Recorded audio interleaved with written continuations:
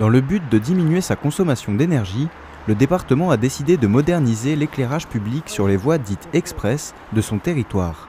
Cela concerne la RD1, la RD60 et la RD7 hors agglomération. Sur le chantier de la RD1, débuté le 14 décembre, Benoît Renaud nous explique les avantages de l'éclairage LED. Le département, en faisant ces travaux, a deux objectifs.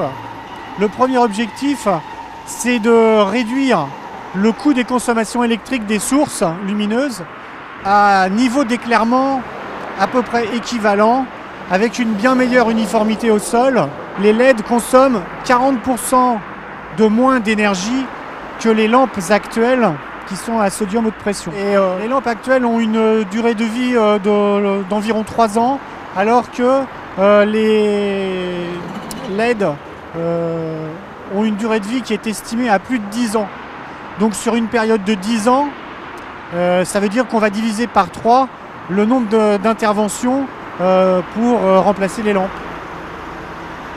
Le deuxième objectif, c'est de réduire le coût de l'entretien et de la maintenance des installations d'éclairage de ces routes, ces voies express. Les nouvelles lanternes sont équipées d'un module de gestion. Relié à une plateforme informatique par le réseau de téléphonie mobile, il permet la télésurveillance et la télégestion de ces éclairages. La télésurveillance va permettre de supprimer les tournées de nuit qui sont réalisées actuellement tous les mois pour détecter les lanternes et les sources qui sont en panne.